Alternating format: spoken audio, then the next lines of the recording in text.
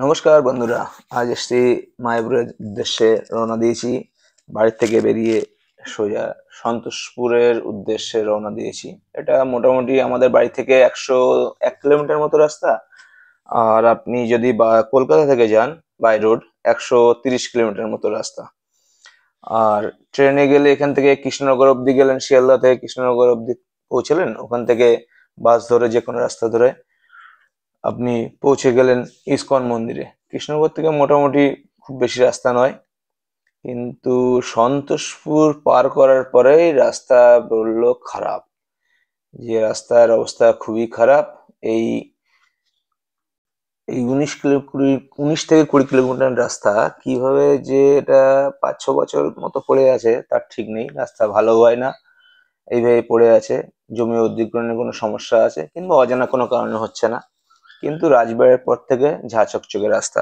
আপনি যত এগোবেন, জাগুলিয়া, চাকদা, রানাঘাট, রানাঘাট তো আবার রেল গেটের আগের থেকে, মিশন গেট থেকে ওভারব্রিজ তুলে পুরো একদম চুন্নি নদী পার করে ওভারব্রিজটা শেষ হয়েছে রানাঘাটের উপর দিয়ে।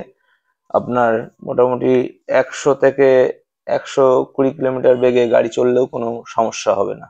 রাস্তার দুধারে ঘেরা আছে। আপনি খুব অনায়াসে মানে কখন পৌঁছে যাবেন কোনো ঠিক করতে পারবেন না। তবে হ্যাঁ, রানাঘাটে কৃষ্ণনগরে আবার রাস্তাটা নিচ দিয়ে ওভারব্রিজের উপর দিয়ে আসার জন্য, কলকাতার দিকে আসার জন্য, আর নিচ দিয়ে যাওয়ার জন্য। যাই হোক, কৃষ্ণনগর পার করার পরে জলঙ্গি নদী পার করার পরে বাঁ দিকে পড়বে চৌগাছিয়া মোড়। চৌগাছিয়া মোড় থেকে বাঁ দিকে আপনার গাড়ি ঘুরে গেলেই মোটামুটি 10 কিলোমিটার গেলেই মায়াপুর পড়বে। একটা রেল লাইন পড়বে যেটা বহরমপুরের দিকে গেছে। সেই রেল লাইন ক্রস করে আপনি 10 কিলোমিটার অতিক্রম করলেই বর্তমান মায়াপুর নগরীতে পৌঁছে যাবেন। এই মায়াপুর নগরীর রাস্তাটা খুবই সুন্দর। রাস্তার দুদিকে গাছপালা ভর্তি, একদিকে একটা খাল মতো রয়েছে। তবে এটা যেটা বলি আর কি, মায়াপুরের প্রাচীন নাম ছিল মিয়াপুর। এটা চাঁদ কাজীর মাজার ছিল এখানে, একটা মুসলিম অধ্যুষিত জায়গা। কিন্তু পরবর্তীকালে মিয়াপুর জায়গাটাই ইসকন নেওয়ার পরে মায়াপুর বলে প্রতিষ্ঠিত হয়। মায়াপুর যাওয়ার আগে একটা চৈতন্য গৌড়ীয় মঠ পড়ে। এটা একবার দেখে যাবেন। ভেতরটা দুটো মন্দির আছে এবং খুবই সাজানো গোছানো, ফুলের বাগান দিয়ে চারদিক সাজানো, গাঁদা ফুলের বাগান, তারপরে আপনার গোলাপ বাগান, অন্যান্য নানান ধরনের ফুল। যেরকম একটা ঝাউ গাছের মতো একটা ছোট্ট ফুল রয়েছে, সেটা কি ফুল আমি এই ফুলটার নাম জানি না, তবে দেখতে খুবই সুন্দর লাগছিল। এই মাঝখানে গার্ডেন, আর আপনার দুদিকে দুটো মন্দির। এটা ইয়ের পুষ্প সমান শিল প্রভুপাদ মহাশয়ের পুষ্প মন্দির আছে। একটা মন্দিরে সাদা রং করা রয়েছে, আর একটা মন্দিরের রং করা রয়েছে একটু অরেঞ্জ টাইপের। এখানে বাথরুম টাথরুম সবই আছে, সংগ্রহশালা আছে। এটা বেশ বড় আকারের গোলাপ আছে, গোলাপ বাগানটায় বড় আকারের গোলাপ। গাঁদা ফুলগুলো খুব বড় বড় আকারের। আপনি শীতকালে যদি কোনো সময় যান তাহলে এই মঠটা অবশ্যই ঘুরে যাবেন। শীতকালে গেলে খুবই ভালো লাগবে। গরমকালে এই ফুলগুলো হয়তো পাবেন না, কিন্তু শীতকালে গেলে আপনার সমস্ত বাগানে ফুল একদম গোলাপ থেকে অন্যান্য ফুল একদম মানে ভর্তি থাকে, যেটা যেটা ভর্তি থাকে, এবং বড় আকারে ইনকা, যেটা বড় আকারে ইনকা আপনি এখানে দেখতে পাবেন। যাই হোক, 1854 খ্রিস্টাব্দের রেভিনিউ সার্ভে এবং 1920-1929 খ্রিস্টাব্দের সার্ভেতে আপনি এটাকে মিয়াপুর বলেই পেয়ে যাবেন। পরবর্তীকালে এটা ইসকন বলে প্রতিষ্ঠিত হয়। মিয়াপুর নাম থেকেই মায়াপুর হয়, এটা মানে চিন্তা ভাবনা করা হয় এরকম। যাই হোক, এটা হচ্ছে গিয়ে মূল গেট। মূল গেটের অপোজিটে আপনি নানান ধরনের খাবারের জায়গা পেয়ে যাবেন। আমরা সকালবেলা এখানে কচুরি আর ঘুগনি টাইপের, মানে ছোলার ডাল টাইপের এরকম দিয়ে সকালের টিফিনটা এখানে সেরেছিলাম। একদম গেটের উল্টো দিকে অনেক দোকান আছে, যে দোকান থেকে আপনি সকালের টিফিনটা করে নিতে পারবেন।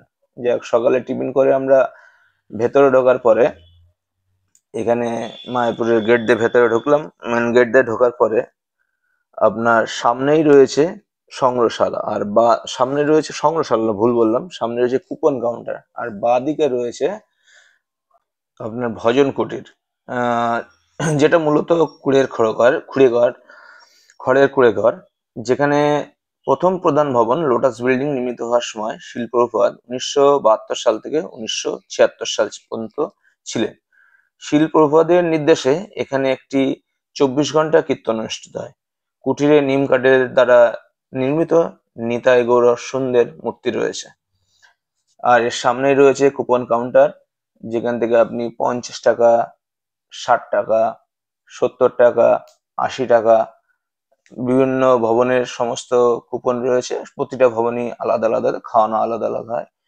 মূলত একটা দুটো আইটেম বেশি থাকে, বাদ বাকি সবই একই থাকে। কোনোটাই পনির থাকে, কোনোটাই পনির থাকে না, সবজি থাকে, কোনোটাই পায়েস থাকে। অন্নভোগ মোটামুটি সব জায়গায় একরকম। এই নামাট্য ভবন, তারপরে আপনার গীতা ভবন, গদা ভবন, সমস্ত আলাদা আলাদা ভবন রয়েছে। এখান থেকে আপনি কুপন কেটে ভেতরে প্রবেশ করলেন, আর কোনো কিছু ইনকোয়ারি করার দরকার হলে এখান থেকে ইনকোয়ারি করতে পারেন। আপনার কোনো সমস্যা হলে, কেউ হারিয়ে গেলে কিংবা কোনো কিছু জানার হলে সেটা জানতে পারেন। মন্দিরে ঢোকার সামনেই আপনার কখন কি আরতি হয় সমস্ত বোর্ড দেওয়া রয়েছে। 4:30, 7টা, 8টা, 8:30, 11:45, 12টা, 4টে, 6টা, এরকম বিভিন্ন সময় বিভিন্ন ভোগ আরতি হয়, যা যা অনুষ্ঠান হয় সবই দেওয়া আছে। এবার আমরা মূল মন্দিরের দিকে এগোনোর সময় দেখলাম এখানে বিদেশিরা কীর্তন গান করছে, মায়ের ভগবানের নাম কীর্তন করছে।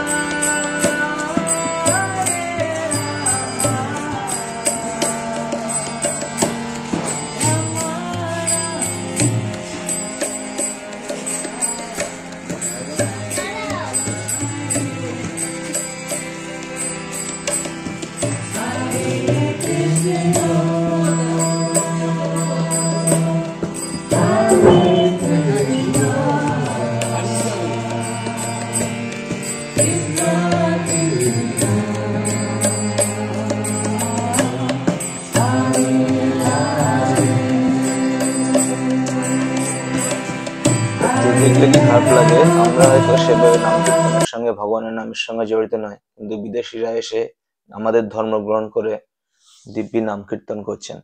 এই মূল মন্দিরের ছবি তোলা বারণ। মূল মন্দিরের সামনে আপনার বিভিন্ন রকম ফুল গাছ দিয়ে সাজানো রয়েছে, নানান রকম শীতের ফুল, যেমন যা আছে, এটা কি ফুল, জারবেরা মনে হয় যত সম্ভব। আপনার ছোট ডালিয়া আছে, গাঁদা আছে, সূর্যমুখী আছে, বিভিন্ন ফুল দিয়ে সাজানো রয়েছে। মূল মন্দিরের ভেতরে শ্রী শ্রী রাধা মাধব অশ্বশৃঙ্গে পরিবর্তিত হয়ে তার মূর্তি রয়েছে, রাধা মাধবের মূর্তি রয়েছে। রাধা মাধব বাঁশি বাজানোর ভঙ্গিতে দাঁড়িয়ে আছে, আর তার বাম পাশে রাধা দাঁড়িয়ে আছে। এই মন্দিরের মাঝখানে দয়াময় নৃসিংহদেবের মূর্তি রয়েছে। মন্দিরে 1986 খ্রিস্টাব্দে ডাকাতদের আক্রমণের পরে নৃসিংহদেবের মূর্তি এখানে স্থাপিত করা হয়েছিল। এবার চলুন দুপুরে খাবার গ্রহণ করার জন্য গীতা ভবনের দিকে। এটা হলো গীতা ভবন, যার সামনেটা খুবই সুন্দর করে সাজানো আছে। আপনি অল্প পয়সার বিনিময়ে এখানে থাকতেও পারেন, উপরে থাকার সমস্ত ব্যবস্থা রয়েছে। সামনে বিভিন্ন শীতকালীন ফুল দিয়ে সাজানো আছে গীতা ভবনের সামনে। গীতা ভবনে মোটামুটি খাবার দিয়েছিল, অন্ন দিয়েছিল, ডাল, একটা একটা সবজি, বাঁধাকপির সবজি, ফুলকপি আর পনির দিয়ে তরকারি, বেগুনি, পায়েস। এই হচ্ছে গীতা ভবনের খাদ্য। আপনি গীতা ভবনের খাবারও খেতে পারেন। দুপুরবেলা 1টা থেকে আপনার 2:30, 3টে পর্যন্ত দেওয়া হয়। যারা বয়স্ক তাদের টেবিল চেয়ারের ব্যবস্থা আছে, যারা বয়স্ক নয় বসতে পারবে তারা নিচে বসে খাদ্য গ্রহণ করে। দুপুরের টিফিনের পরে আমরা গেছিলাম জলঙ্গি নদী আর হচ্ছে গিয়ে আপনার গঙ্গা নদীর মিলনস্থল দেখার জন্য নবদ্বীপের দিকে গেছিলাম। এবার জলঙ্গি নদীর হচ্ছে পান্না সবুজ কালারের জল, আর গঙ্গা নদীর হচ্ছে গিয়ে সাদা জল, সাদা ঘোলাটে জল। একদম এই দুটো নদী এখানে এসে মিলিত হয়েছে, কিন্তু দেখুন কি অপূর্ব সৃষ্টি, দুটো নদীর জল কোনোটা কোনোটার সঙ্গে মিলছে না। দেখলে পরিষ্কার বোঝা যায় এটা জলঙ্গি নদীর সবুজ জল, ওটা গঙ্গা নদীর ঘোলাটে জল। যাই হোক, আমরা নবদ্বীপ এসে পৌঁছলাম। এবার নবদ্বীপের ভেতরে আর কোথাও যাইনি। নবদ্বীপ নেমে আমরা ওইখানকার নবদ্বীপের বিখ্যাত লাল দই খেয়ে আবার চলে এসেছিলাম পরের লঞ্চ ধরে। লঞ্চটি, লঞ্চের ভাড়া হচ্ছে 10 টাকা, আর নৌকা ছাড়ে, নৌকা হচ্ছে গিয়ে 5 টাকা। আপনি যেটাতে খুশি যেতে পারেন, যেটাতে খুশি আসতে পারেন। নবদ্বীপ ঘুরে আসার পরে আমরা এসেছিলাম মূল মন্দির, যেটা চন্দ্রোদয় মন্দির নামে বিখ্যাত, সেই মন্দিরের গার্ডেনে। এখানে একটা সুন্দর ফোয়ারা করা রয়েছে, বসার নানান রকম ব্যবস্থা করা আছে। এই মন্দিরের সামনে, সাইডে, আপনি যেখানে সব দিকেই বসার ব্যবস্থা করা আছে। আপনার বসতে কোনো অসুবিধা হবে না মন্দিরের গার্ডেনে, কিন্তু মন্দিরের ভেতরে ক্যামেরা অ্যালাউ নেই, কোনো ক্যামেরা নিয়ে যাওয়া যাবে না। ক্যামেরা আপনার বাইরে জমা রেখে, কাউন্টারে জমা রেখে, জুতো রাখারও জায়গা আছে, জুতো খুলে আপনাকে মন্দিরের ভেতরে প্রবেশ করতে হবে। এই চন্দ্রোদয়া মন্দির শিল-প্রভুপাদের পুষ্প সমাধি মন্দির নামে বিখ্যাত। শিল-প্রভুপাদের মন্দিরে এখানে একটি বড় আকারের পিতলের মূর্তি পূজা করা হয়। মন্দির চত্বরে যেখানে বিস্তৃত বাগান রয়েছে, চারদিক মন্দিরের ভীষণ সাজানো গোছানো, একদম সুন্দর পরিপাটি করে বিভিন্ন রকম ফুল দিয়ে সাজানো। সমাধির ভেতরে একটা বড় ডায়রামা প্রদর্শনী শিল-প্রভুপাদের জীবন এবং ইস্কনের প্রতিষ্ঠার জন্য, তার সংগ্রামের জন্য চিত্রিত করা আছে। মন্দিরের বাইরের দেয়ালগুলি শ্রীমদ্ ভাগবতের বিভিন্ন টেরাকোটার শিল্পের মাধ্যমে সজ্জিত আছে, এবং উপরে গম্বুজটা খুবই সুন্দর দেখতে লাগে। কি আর করবো, ভেতরে ক্যামেরা নিয়ে যাওয়া যায় না, যার জন্য বাইরে থেকেই যতটা পারলাম ততটা তুললাম। এই মন্দিরের চারদিক ঘুরে ঘুরে মন্দিরের সমস্ত ছবি আপনার জন্য তোলা হয়েছে। ক্যামেরা যেহেতু জমা দিতে হয় ভেতরে যেতে গেলে, তাই ভেতরের কোনো ছবি তুলতেই পারলাম না। যাই হোক, ভেতরের কোনো মানে রাধা মাধব মন্দিরেও অ্যালাউ নেই। এখানে আপনার শিল-প্রভুপাদের যে পুষ্প সমাধি মন্দির, সেটাতেও ক্যামেরা অ্যালাউ নেই। ক্যামেরা, ফোন সব জমা রেখে আপনাকে ভেতরে যেতে হয় খালি পায়ে। ঠিক আছে, এই মন্দিরের সামনে একটা রয়েছে প্রসাদ বিতরণ কেন্দ্র। আপনি ভোগের জন্য মহাপ্রসাদ এখান থেকে কিনতে পারেন। এটা একদম মন্দিরের সামনে রয়েছে। আর এটা হচ্ছে নবনির্মিত আপনার বৈদিক তারামণ্ডল, যেটা আপনার একদম মূল মন্দির, যেটা পুষ্প সমাধি মন্দির, মহাপ্রভু শিল-প্রভুপাদের সামনে, মন্দিরের সামনেই প্রতিষ্ঠিত।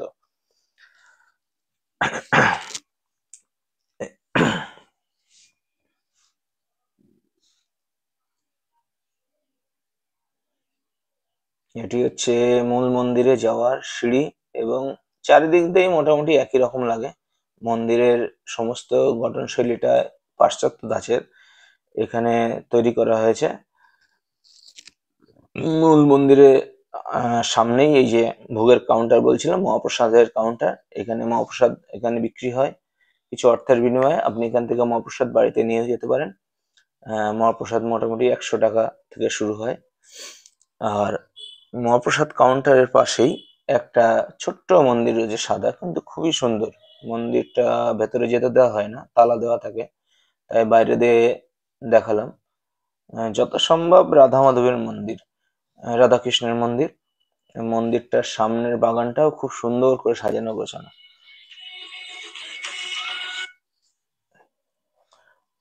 আর মূল মন্দিরের সামনে এখানে আপনার বিনা পয়সায় আপনার খিচুড়ি বিতরণ করা হচ্ছে সবার জন্য, যে আসবে তাকেই দেওয়া হবে। এটা আপনাকে ডেকে ডেকে দেওয়া হচ্ছে। আর এই হলো বৈদিক তারামণ্ডল, যেটার শর্ট ফর্ম হলো TOBP। এই মন্দিরটি পূর্ব পশ্চিমের মিশ্রণ। মার্বেল ভিয়েতনাম থেকে আমদানি করা হয়েছে, ভারত থেকেও মার্বেল সংগ্রহ করা হয়েছে। ভারতের অনন্য কারণ পূজারি ফ্রেম। 2.5 একর নিয়ে এই মন্দিরটি 60 মিটার দৈর্ঘ্যে অনন্য বৈদিক ভাবে তৈরি করা হয়েছে। এটি হলো বৈষ্ণব মন্দির। বৈষ্ণব সমাধি মন্দির, যেখানে বিভিন্ন বৈষ্ণবদের সমাধি দেওয়া হয়েছে। এখানে আপনার ভেতরে যাওয়া যায় না, বাইরে থেকেই নেওয়া হয়েছে। বিভিন্ন রকম বৈষ্ণব, যারা বিখ্যাত বৈষ্ণব ছিলেন, তাদের এখানে সমাধিস্থ করা হয়েছে। এরপর আমরা গঙ্গার ঘাটে গেছিলাম জল আনতে। গঙ্গা জল নিয়ে রওনা দিয়েছিলাম। তবে মায়াপুর এখন অনেকটাই শহর মতো হয়ে গেছে, এখন আর সেই গ্রাম্য পরিবেশ নেই। প্রচন্ড হোটেল, বাড়িঘর, মানে গ্যাঞ্জাম, মানে সে আর বলার মতো না, যেরকম হয় আর কি একটা বড় পর্যটন কেন্দ্রে যা হয়। যাক, এইভাবেই আমরা জল নিয়ে এখান থেকে গঙ্গা জল তুলে বাড়ির উদ্দেশ্যে রওনা দিয়েছিলাম। তবে আসতে বেশ খানিকক্ষণ সময় লেগেছিল। ওই যে বললাম, শহর কেন্দ্রিক হয়ে গেছে, এখন শহরের মতো হয়ে গেছে, প্রচন্ড জ্যাম। টোটোর তো খুবই বাড়বাড়ন্ত, টোটো জ্বালায় আপনি যেতেই পারবেন না, টোটো এত পরিমাণে রয়েছে। যাই হোক, আজকের মতো এখানেই রইলো। নতুন মন্দিরটা প্রতিষ্ঠা হওয়ার পরে এটা বিশ্বের সর্ববৃহৎ মন্দির তৈরি হবে, এবং পুরোপুরি কাজ শেষ হলে এই মন্দির হবে বিশ্বের দ্বিতীয় উচ্চতম মন্দির বা ধর্মস্থান এবং বৃহত্তম হিন্দু মন্দির।